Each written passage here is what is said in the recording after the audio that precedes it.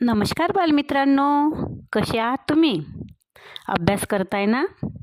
अभ्यासाबरोबरच मनोरंजनही हवं. म्हणून मी तुमच्यासाठी गोष्टीचा खजिना ह्यामध्ये नवीन नवीन गोष्टी घेऊन आली आहे. आज आपण शेगावच्या गजानन महाराज यांची ही गोष्ट ऐकणार आहोत. गजानन महाराज बंकटलालाच्या घरी राहिले खरे, पण ते अधूनमधून गुपचूप निघून जात असत. महाराज असेच एके दिवशी शेगावातून गेले ते थेट अकोट गावी पोहोचले. तेथे त्यांनी विठ्ठल भक्त नरसिंगजी यांची भेट घेतली. त्यांच्या भेटीमुळे त्या दोघांनाही खूपच आनंद झाला. नंतर दर्यापूरजवळ शिवर नावाच्या गावी गेले. तेथे त्यांनी ब्रजभूषण पंडित या भक्ताची पूजा स्वीकारली. एके दिवशी शेगावी परत आल्यावर महाराज बंकटलालाला म्हणाला, मी तुझ्या घरी राहतो खरा, पण मला एकाच घरी राहणे बरे वाटत नाही. त्यापेक्षा मी आता एखाद्या मंदिरातच जाऊन राहतो. बंकटलाल म्हणाला, महाराज असं करू नका. तुम्हाला आमच्याकडून काही त्रास होतो का? तसं नाही रे बंकटलाला. अरे मी तर शेगावातच राहणार, तुझ्या घरीही येत जाणार. शिवाय आपली रोजच भेट आहेच की. बंकटलालाची अशी समजूत घालून महाराज निघाले. ते मारुतीच्या मंदिरात जाऊन राहिले. त्यांनी मारुतीचे दर्शन घेतले. जय बजरंगबली. हे रामदासा, तू शक्तीची देवता, भक्तीचा आदर्श आहेस. लोकांच्या कल्याणासाठी त्याच शक्तिभक्तीची युक्ती मी सांगणार आहे. माझ्या अंगी ते बळ येऊ दे. त्या मारुती मंदिराचा सारा कारभार शेगावचे पाटील घराण्याकडेच असायचा. पाटलाची पोरं देवळात धुडगूस घालत असत, पण महाराज त्यांच्यावर कधी रागावले नाहीत. त्यांना कधी ते टाकूनही बोलले नाहीत. उलट ते त्यांचे कौतुक करत असत.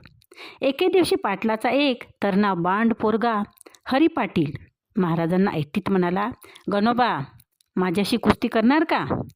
पाहू दे तरी मला तुझ्या अंगातलं बळ. महाराज म्हणाले, हे पहा, मी अशी मांडी घालून बसतो आहे. तू मला उठून उभा कर, म्हणजे झालं. दाखव तुझी शक्ती. हे ऐकून हरी पाटील म्हणाला, गण्या, तुझ्या हडकुळ्या शरीराला उभं करणं एकाच हात पुरेसा आहे. बघ, दाखवतो तुला माझा हात. हरी पाटलाने महाराजांच्या बगलेत हात घातला. तो त्यांना उठवू लागला, पण छे. मग दोन्ही हातांनी तो उचलू लागला, तरीही छे. मग गुडघे टेकून सारे बळ एकवटून महाराजांनी उभं करण्याचा तो प्रयत्न करू लागला. तरीही महाराज हलेनाथ. हरी पाटील मेट्टा कुटीला आला. थकला, दमला, तरीही महाराजांची मांडी कायमच योग बळाने जमिनीला ती चिटकून बसली. शेवटी हरी पाटील महाराजांना शरण गेला. तेव्हा महाराज त्याला म्हणाले, हे बघ, लक्षात ठेव की माणसाने आपल्या शक्ती संपत्तीचा कधीच गर्व करू नये. दुसऱ्याची हेटाळणी करू नये. दुबळ्यांना मदत करावी. सर्वाभूती देव आहे हे जाणावे. हे ऐकून हरी पाटील महाराजांचा भक्त बनला. हरी पाटलाची हकीकत ऐकून त्याच्या आडदांड मित्रांना चेव आला. ते म्हणाले, ह्या गण्या गोसाव्याच्या अंगात किती बळ आहे ते आम्हीच पाहून घेऊ. ती 4-5 बलदंड पोरं मारुतीच्या मंदिरात जमली. त्यांनी उसाची एक मुळी बरोबर आणली होती.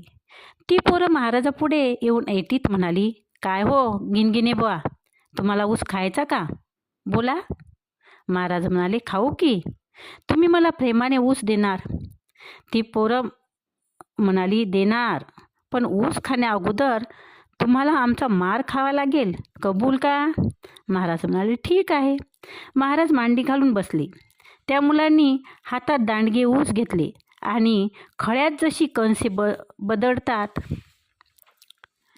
तशी ती मुले महाराजांच्या अंगावर सपासप ऊसाचे फटकारे मारू लागले. तरी महाराजांच्या अंगावर एकही वळ उमटला नाही. महाराजांनी हालचाल केली नाही.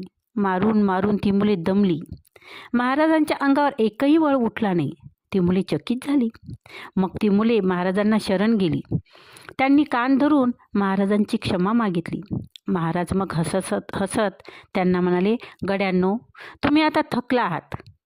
मी तुम्हाला आता ह्या ऊसाचा रस काढून प्यायला देतो. महाराजांनी मग एक एक ऊस घेतला आणि हातानेच तो पिळून त्यातील रस तुंब्यात भरला. तो त्या मुलांना प्यायला दिला. मुले व रमली. ती वार्ता गावात कळली. महाराजांची ही शक्ती आणि त्यांचा दयाळू शांत स्वभाव याची प्रचिती लोकांना आली. मग त्या मारुतीच्या मंदिरात यात्रेसारखी गर्दी होऊ लागली. धन्यवाद.